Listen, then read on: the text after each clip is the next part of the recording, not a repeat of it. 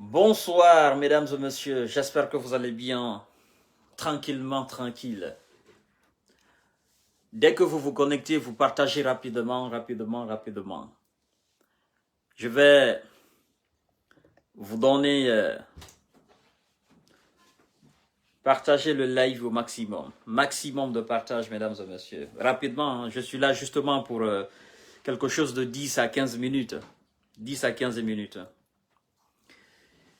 Je vais vous parler de deux dossiers. Je vais vous faire le briefing, effectivement, l'introduction de deux dossiers chauds. Je dirais même pas deux dossiers chauds, je dirais un dossier chaud et essayer d'apporter beaucoup plus de clarté, beaucoup plus de lumière par rapport à notre dossier. Donc, bonsoir. Dès que vous vous connectez, vous partagez la vidéo. Alors, comme vous avez constaté,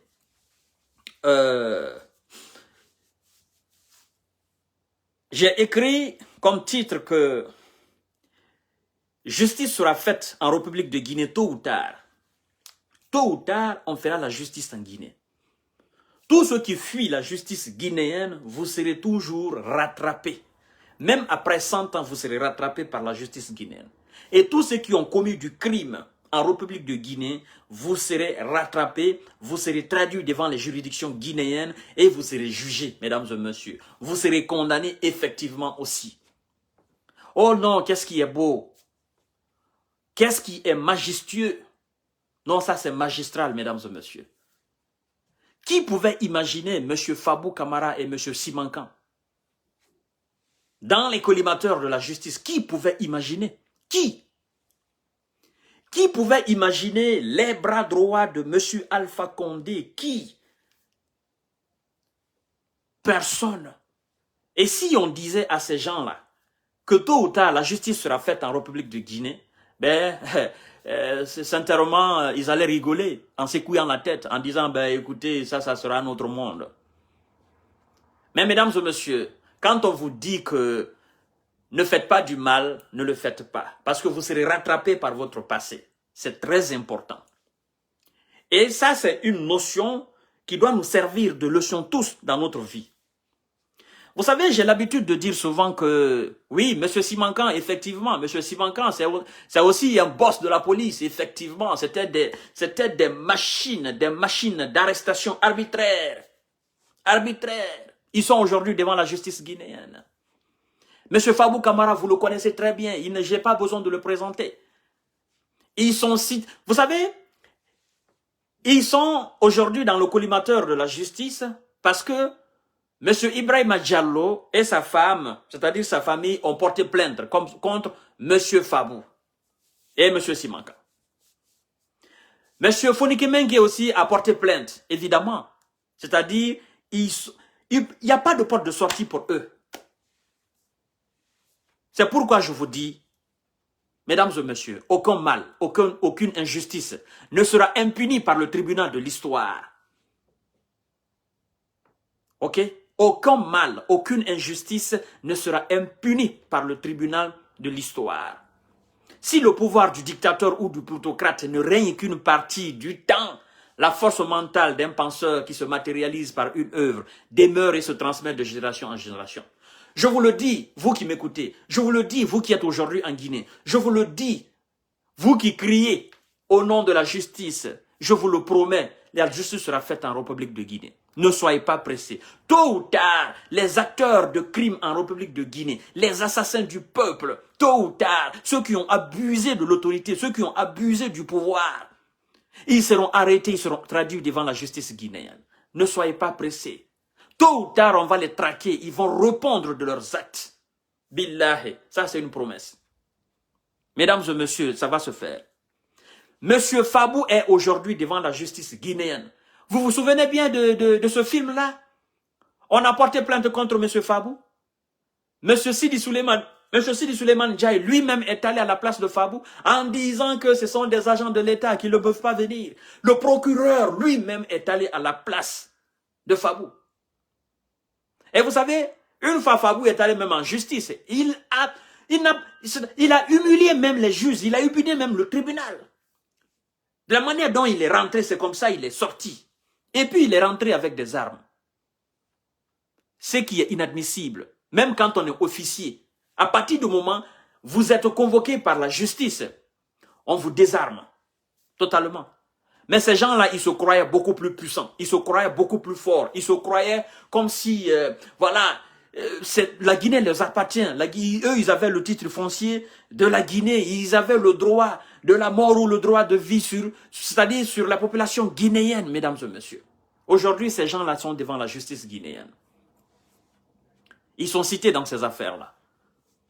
Je vais vous donner plus d'explications à 20 h. À 20 h d'aujourd'hui, Inch'Allah. Et vous savez quoi? C'est que une plainte qui a été portée contre ces gens-là, il y a maintenant combien de mois? Les avocats de ces gars, de Fabou et de Simankan, qu'est-ce qu'ils ont dit? Ils ont dit qu'il faut reporter le dossier au 14 février pour qu'ils puissent bien étudier le dossier. Avocats de Fabou et de Simankan, depuis combien de temps? Le dossier là est là, vous n'avez pas étudié le dossier. C'est maintenant vous demandez un report. Mais même si vous demandez un report de 100 ans, ces gens ils seront jugés en République de Guinée. Ils vont répondre de leurs actes, ça c'est clair et net. Partagez le live au maximum. Ça, je vais développer à 20 h, Inch'Allah. Ça c'est un avant-goût. Alors, Fabou n'est pas seul. Simankan n'est pas seul. Il y a des dossiers aussi dans lesquels sont cités d'autres officiers de la police, d'autres officiers de la gendarmerie, des officiers de l'armée. Bien évidemment, des dossiers de détournement de l'or. Ça circule. Des dossiers rocambolesques de drogue. Il y en a, mesdames et messieurs. Oui, vous vous souvenez bien, quand M. Kanté parlait de drogue, à un moment donné, là, je suis allé même citer le nom de quelqu'un, j'ai fait une vidéo, plus de 2, même 3 vidéos sur la personne. Les gens m'ont pris pour un fou. C'était vrai, le dossier est là. La justice est au courant. Et la justice va traquer ces gens-là. Parce que ce sont les mêmes personnes qui se sont enrichies en faisant de la Guinée la plaque tournante des narcos de l'Afrique de l'Ouest. Ils sont là. Ils ont aujourd'hui des milliards de francs guinéens. Ils seront arrêtés. Parce que quand on les arrête, ils disent non, eux, ils n'ont pas volé l'argent de l'État. Mais qu'est-ce qu'ils ont fait? Permettre, effectivement, des narcos à faire des affaires mafieuses sur le territoire guinéen, ça c'est interdit. Ce sont des ennemis de l'État. Nous allons y revenir sur tous ces dossiers-là. Alors, en deuxième lieu, je vais apporter une précision beaucoup plus grande par rapport à la mort de monsieur Numa Kouivogui, le directeur général d'Interpol Guinée, parce que je vois non pas une personne, mais des personnes mal intentionnées qui ne connaissent pas le dossier, qui ne maîtrisent pas le dossier, accuser des pères de famille, accuser des citoyens nobles dans le vide. Et ça, M. Kanté n'accepterait pas. J'ai pris connaissance du dossier. Et j'ai étudié le dossier de fond en comble, mesdames et messieurs. Ça, ce live-là, et il faut que les menteurs avalent ce qu'ils ont craché. Ceux qui sont en train d'accuser des nobles citoyens guinéens pour dire qu'ils sont complices de la mort de monsieur Numa Kouivogui, le DG de l'Interpol guinéen. Je vous explique. Vous savez, j'ai fait un live là-dessus hier où j'ai parlé de maître Salif Beavogui, l'un des avocats de la famille Selou Dalein Diallo. D'accord? L'un des avocats emblématiques de la République de Guinée. L'homme de tous les dossiers. Tous les Guinéens connaissent ce monsieur-là, M. Salif Beavogui. Et tenez-vous bien, M. Salif Beavogui, effectivement, après mes recherches et selon mes sources d'information, il est aussi l'avocat de Idi Atou. D'accord? Celle qui s'appelle sur les réseaux sociaux Idi Aprécie, qui est aujourd'hui en prison. Alors je vous explique comment tout s'est passé et pourquoi tout s'est tralala derrière ces gens-là. Parce qu'en Guinée, il y a des mal intentionnés. Partagez le live au maximum. Nous sommes dans un combat médiatique et il faut que nous, nous qui voulons la vérité, nous qui voulons rétablir la vérité en République de Guinée, que nous remportions cette victoire médiatique, cette bataille médiatique. Il faudrait que la vérité triomphe sur le mensonge. Mesdames et messieurs, bon nombre de personnes ont suivi l'interview de ce monsieur-là. Mais comment le monsieur, le directeur général Interpol, monsieur Numa Koivogi, a intervenu à travers les ondes de film? Comment ça s'est passé? Tenez bien et installez-vous confortablement. Bon, j'explique ça en amont. Selon mes sources d'information, les journalistes de film, Aboubakar, le boss, le boss de film, ils ont appelé Monsieur Salif Beavogui, selon mes sources d'information, et c'est des sources d'information sûres, ils ont appelé Maître Salif Beavogui. Allez-y chercher dans les émissions passées de films, vous allez entendre cette interview. Ils ont appelé Monsieur Salif Beavogui. Monsieur Salif Beavogui, par rapport à la libération de AOB, parce que M. Salif Beavogui, effectivement, il était et il est toujours l'avocat de AOB. Et si je ne me trompe pas, il est aussi l'avocat du colonel Mamadou Alpha Bari, le colonel de la gendarmerie, si je ne me trompe pas. Mesdames et messieurs, ce jour-là, quand les journalistes de films ont appelé M. Salif Beavogui, Maître Béa, il s'avère que Maître Béa était à la DPJ dans le cadre du dossier de Idia Précis. Parce que l'avocat de Idia, c'est Maître Salif Beavogui. Et ces journalistes, ils ont manqué de professionnalisme quelque part. Je vais les reprocher. Parce que selon mes sources d'information, quand ils ont appelé Maître Salif Beavogui, effectivement, selon mes sources d'information, proches du dossier, proches de Salif Beavogui et proches de ce dossier, effectivement, il s'avère que les journalistes n'ont pas prévenu M. Salif Beavogui pour dire qu'il était en direct. Et M. Salif Beavogui était à la DPJ pour le dossier de Idia Précis. Ils l'ont demandé par rapport à la libération, par rapport à la grâce présidentielle faite à son client, M. AOB et tant d'autres. Chose que M. Salif Beavogui, selon mes sources d'information, a appréciée en disant... Gloire à Dieu, effectivement, on va remercier Dieu, on va remercier le colonel Mamadi Doumbouya, comme vous le savez, c'est un avocat, éminent juriste. Et paf, ils ont profité, comme M. Salif Beavogui, il est aussi l'un des avocats clés de la famille Senou et de Senou Dalen lui-même. Les journalistes de films, ils ont profité de l'occasion, posé la question à M. Salif Beavogui en disant, nous avons appris que Madame Fatmata Binta Diallo, alias Fatou Nyele, elle est aujourd'hui aux États-Unis. Qu'est-ce que vous dites par rapport à cela? Où se trouve le dossier? Alors, en tant qu'avocat et juriste, ne sachant toujours pas qu'il était en direct, parce qu'on ne l'a pas prévenu, on ne l'a pas dit que monsieur, cette interview, vous êtes en direct, évidemment, en tant qu'avocat, il dit que le dossier est en cours, que même si Fatou... fait 100 ans aux États-Unis, que le jour qu'elle reviendra en Guinée, effectivement, la justice sera appliquée. Le mandat sera toujours là. Vous avez compris? Entre-temps, pendant que M. Salif Beavogui, selon mes sources d'information, était en train de parler avec les journalistes de FEM en direct, M. Numa Koivogi suivait aussi l'émission en direct. Vous comprenez? Et monsieur Salif Beavogui, effectivement, l'avocat de Idia Précis, était à la DPJ pour le dossier, dans le cadre, effectivement, de Idia Précis, qui est en prison. Et il s'avère que c'est à cet instant même que M. Numa Koivogi est sorti, il est venu embrasser M. Salif Beavogui, que tout le monde connaît. Sachant que M. Salif Beavogui est en direct avec son téléphone, parce que les journalistes de films ont appelé M. Salif Beavogui à travers son propre portable et non le portable de Numa Koivogi, le DG de l'Interpol. Ils ont appelé Maître Beavogui, selon mes sources.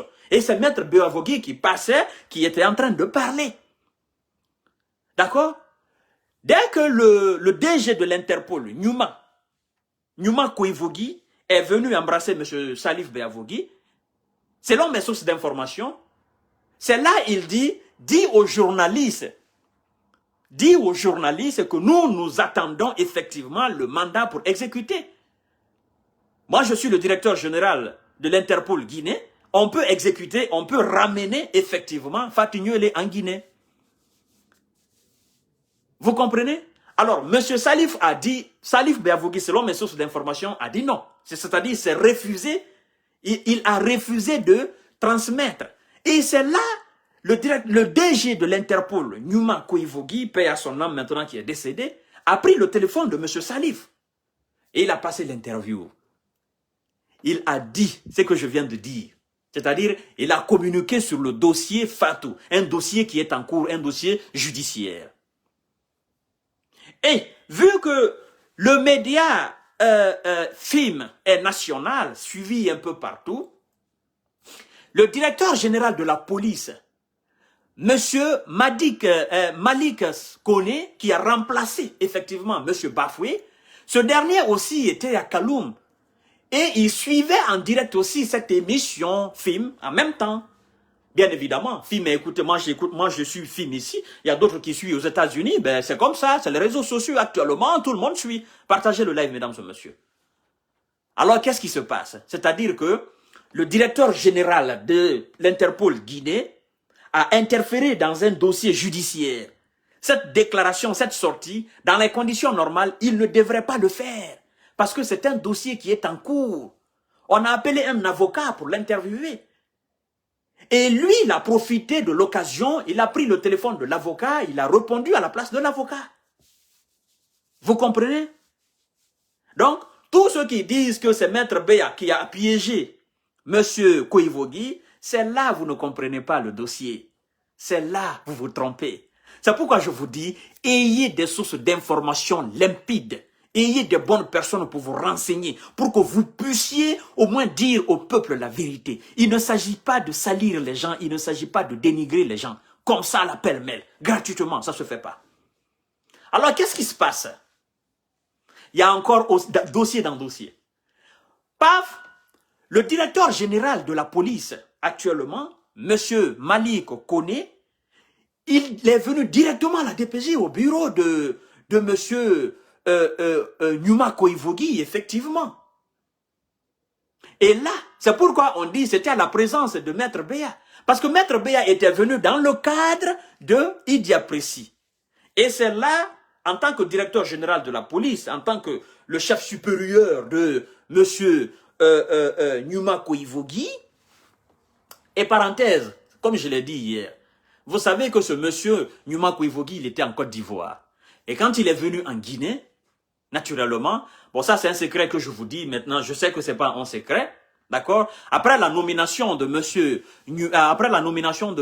Malik Kone en tant que directeur général de la police, ben les bonnes personnes sont venues voir le monsieur pour dire écoutez, faites tout possible pour que ce monsieur-là soit à ce poste-là, directeur général de l'Interpol. Effectivement, il a travaillé en tant qu'agent de l'Interpol en Côte d'Ivoire, au Côte de la Guinée. Effectivement, il a l'expérience, et puis vous connaissez la Guinée, comme ça se passe. Bon, vu son expérience aussi et son dossier, évidemment, M. Malik Kone, nouveau directeur général de la police, effectivement, il a accepté. Il a accepté de nommer le monsieur, M. Numa Koivogi. Vous comprenez, mesdames et messieurs? Donc, c'est M. Malik Kone qui a nommé M. Numa Koivogi en Guinée, directeur général de l'Interpol en Guinée. Donc, monsieur le directeur général est venu. Il a dit à M. Koivogi, à la présence alors de Maître Beavogi, qui était venu dans le dossier de Idi Apresi, il dit, mais comment vous pouvez interférer dans un dossier judiciaire qui est en cours? Vous ne devrez pas le faire. Chose qui est normale. D'accord? Chose qui est normale. Avant de faire une telle chose, il faut consulter d'abord l'hierarchie. Et donc, le directeur de la police n'a pas apprécié, n'était pas content de la sortie de M. Numa Koivogi. Alors, il est reparti. Et après, Numa Koivogi a compris qu'il a fait une erreur. Bon, entre collègues, Ils ont consulté quelques collègues, effectivement. Ils sont allés demander pardon, ils ont supplié Monsieur Malik Koné. Ils ont demandé pardon, effectivement. Et d'autres personnes aussi haut gradées, des personnes respectées, respectables ont demandé pardon, effectivement, c'est passé. Et le monsieur est resté à son poste. Il n'a pas été démis de ses fonctions. Mais, ce que vous ne savez pas dans le dossier de monsieur Nyouma Koivogi, il est aujourd'hui mort, effectivement. Il n'est plus vivant. On ne peut pas mentir sur lui. La question que moi j'ai posée pour comprendre, parce que pour moi c'est quand même inadmissible qu'une personne meure comme ça subitement. Oui, ça se fait. D'accord, les crises cardiaques, ça se fait. Mais j'ai posé une question, est-ce que je peux avoir des renseignements par rapport à son dossier médical? Oui, en tant qu'homme averti, j'ai vu plein d'expériences ici en Europe. Je me dis, est-ce que je peux m'intéresser au dossier médical de M. Nyouma Koivogi? Alors, c'est là que je découvre quelque chose d'intéressant et exceptionnel, mesdames et messieurs. Partagez le live. Il s'avère que M. Nyouma Koivogi était diabétique. 1. Son dossier médical.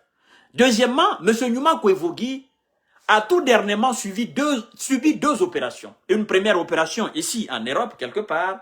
Une deuxième opération quand il était en Côte d'Ivoire. Et là, ils ont constaté que M. Koivogi, effectivement, il est mort, paix à son âme, il n'est plus. M. Koivogi, il était, ça me fait mal de le dire parce que je sais maintenant qu'il n'est pas là, il était alcoolique. Il buvait beaucoup. Oui, il buvait beaucoup. Et même ses amis avec lesquels, c'est-à-dire à la veille de sa mort, les amis avec lesquels il a veillé, ceux-là aussi ont témoigné que la nuit, effectivement, ils ont passé assez d'heures en train de boire. Et il a été dit à M. Koivogi, par les médecins en Côte d'Ivoire, d'arrêter l'alcool. Diabétique, alcool, ça ne colle pas. D'arrêter l'alcool. Que sinon, le jour qu'il va vomir du sang, qu'il va mourir, effectivement. D'accord, mesdames et messieurs? Et effectivement, c'est ce qui s'est passé. C'est ce qui s'est passé. C'est pourquoi je dis, il faut être intelligent. Parce que pour d'autres personnes, oui, tel monsieur est allé, il a piqué crise. Mais écoutez, on dit officier de police, officier de gendarmerie, l'armée. C'est des gens dans les conditions normales qui sont préparés pour faire face à tout ce qui est stress, à tout ce qui est tension. Mais on comprend aussi que c'est des êtres humains. S'ils devaient piquer crise, normalement, selon les dits des menteurs et des dénigreurs, s'il devait piquer crise, il devait piquer crise à l'instant même, son chef hiérarchique est venu, M. Koné, parler en disant ce que vous avez fait, c'est pas bon. C'est-à-dire, à l'instant même, pendant que ce dernier parlait, il devait piquer crise, dans les conditions normales. Mais il n'a pas piqué crise là. Ce monsieur, il est retourné chez lui. Et chose encore bizarre, mesdames et messieurs, le vendredi même, M. Koné était avec M. Koivogi. Renseignez-vous, vous allez voir, vous allez comprendre. Donc, sur ce plan, ça, tout ce qu'ils ont dit concernant M. Koné, c'est faux. Je ne suis pas l'avocat de quelqu'un, je ne peux pas être l'avocat de quelqu'un. Et ceux qui disent que M. Beya est complice, qu'il a piégé M. Koivogi, ça aussi c'est faux. Parce que les journalistes de films peuvent témoigner. La question, pour comprendre et pour démentir les menteurs qui veulent effectivement essayer de prendre en otage ce dossier et amplifier, c'est-à-dire politiser ce dossier, c'est de poser la question aux journalistes de films. Monsieur les journalistes de films, attendez, l'interview que M. Koivogi a passée, la déclaration que M. Koivogi a faite, ok, à travers vos ondes, il l'a fait à travers son propre téléphone ou bien le téléphone d'une tierce personne. C'est M. Salif Beavogi que vous avez appelé. C'est à travers le téléphone de M. Salif Beavogi que M. Koivogi a fait la déclaration. Ou bien c'est à travers le téléphone de M. Beavogi que, non, M. Koivogi que M. Beavogi a fait son interview.